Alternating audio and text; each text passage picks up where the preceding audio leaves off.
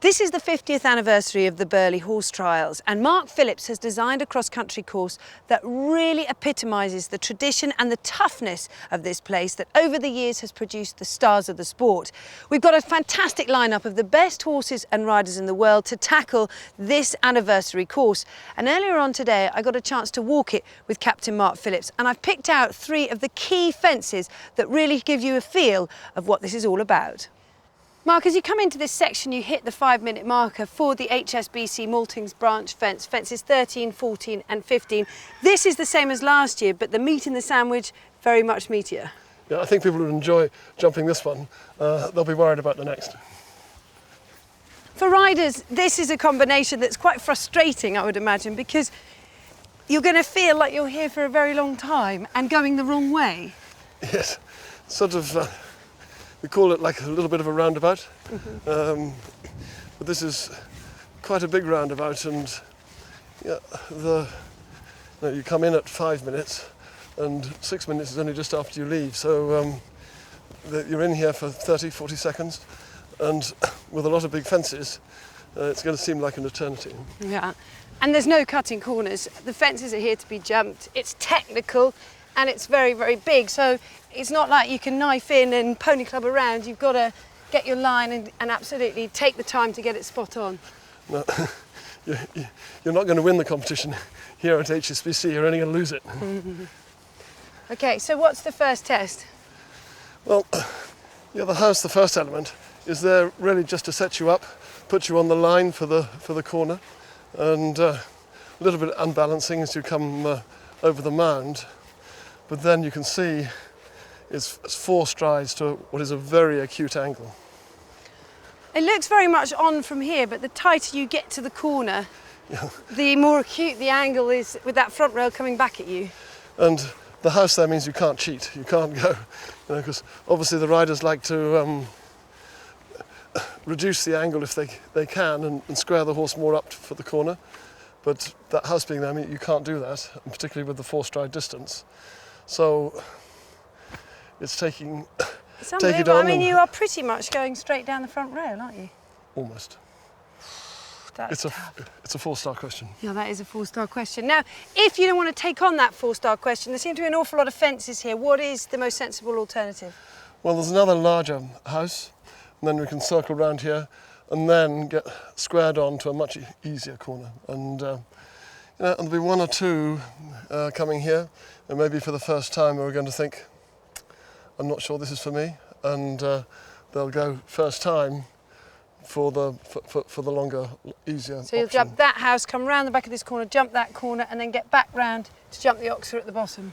And of course, if you jump the easier corner, you're going in the wrong direction, and so you're probably then going to finish up jumping the easier Oxer down here, which again is going to take you longer. And I think, like we said at the beginning, if you go the long way here, I don't think you're going to do the time. You can get away with it maybe at the Leaf Pit, maybe at Discovery Valley, but long here, no, you're going to be looking at time penalties at the end of the day. Last year, this part of the HSBC Maltings branch, fence 15, was a real wow fence, and I tell you what, it is just as big as it was last year. The dimensions are dotty. Well, they're maximum.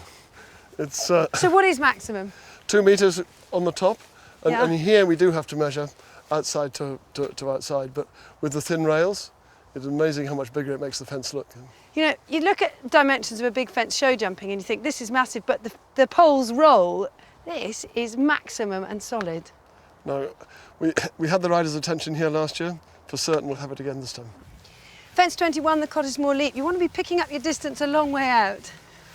You certainly need a bit of pace because we haven't jumped this for 4 or 5 years now, and it's always a big fence, and some riders won't even walk up to it because it frightens them so much.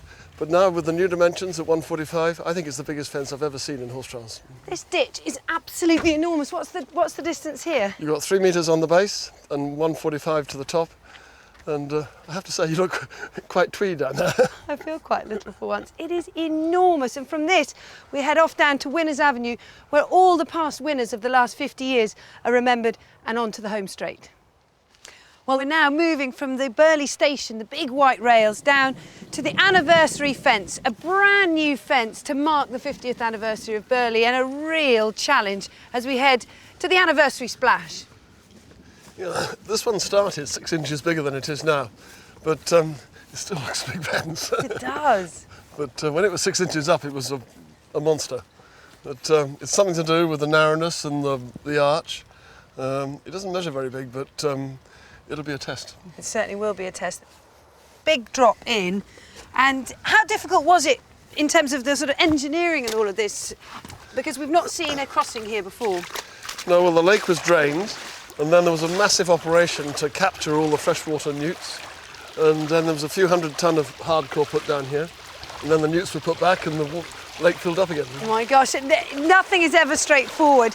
So the distance isn't really related across here, is it? No, not at all. Not at all, no. I think the main thing is to get in, or if you're not brave enough to take on the straight way, go the long way back over the boat. So the long way is you come in down there, round the corner and out over the boat. Correct.